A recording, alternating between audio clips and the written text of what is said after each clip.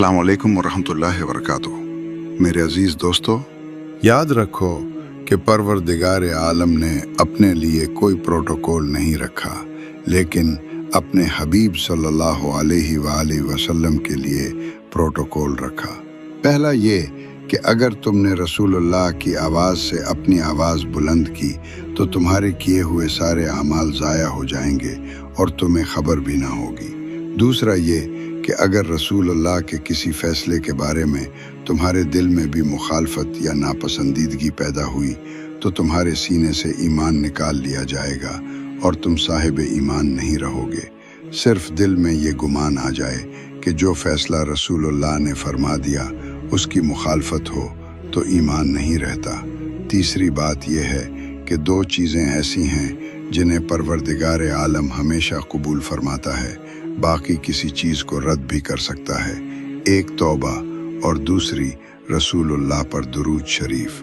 درود شریف کو اللہ ہر حال میں قبول فرماتا ہے۔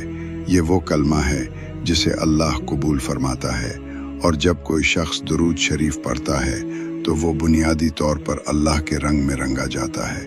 کیوں؟ اس لیے کہ درود اللہ کی صفت ہے، اللہ کا طریقہ ہے، اللہ کی سنت ہے۔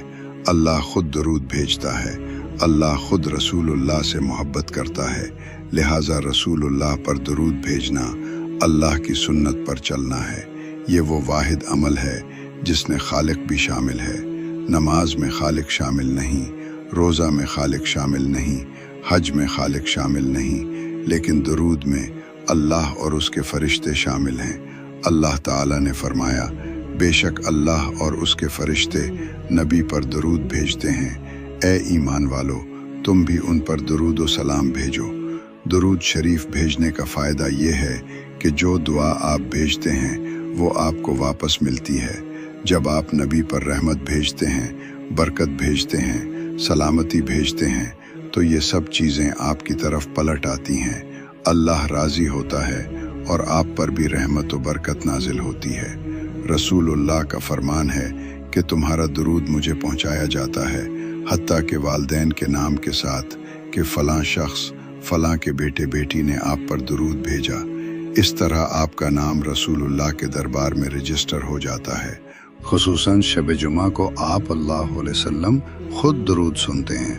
قرآن حکیم میں بھی وعدہ ہے کہ جب کوئی کسی کو دعا دیتا ہے تو یا ویسی ہی دعا واپس کی جاتی ہے یا اس سے بہتر۔ لہٰذا جب کوئی شخص حضور اللہ علیہ وسلم پر درود و سلام بھیجتا ہے تو نبی کریم اللہ علیہ وسلم اس کے لیے دعا فرماتے ہیں، اور جس کا دعا گو رسول اللہ صلی اللہ علیہ وسلم ہو اس کے لیے کوئی خطرہ نہیں۔ درود شریف مغفرت اور بخشش کی ضمانت ہے۔ یہ پڑھنے والا یا یوں کہیے بھیجنے والا اللہ کی بارگاہ میں ایک قیمتی تحفہ پیش کرتا ہے۔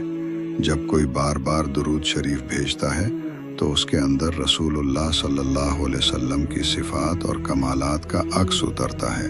حتیٰ کہ کوئی نماز ایسی نہیں جس میں درود شریف نہ ہو، یہاں تک کہ نماز جنازہ میں بھی درود شریف رکھا گیا ہے، تاکہ اگر کسی نے کبھی نماز نہ بھی پڑھی ہو اور جنازے میں ایک بار درود شریف پڑھ لیا تو وہ رسول اللہ صلی اللہ علیہ وسلم کی دعا کا مستحق بن جائے، اس کی آخرت سنور جائے اور محفوظ ہو جائے۔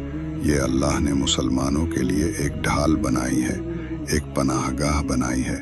پس درود شریف ہماری پناہ گاہ ہے، اس میں داخل ہو جاؤ اور دوزخ کے عذاب سے اپنے آپ کو بچا لو۔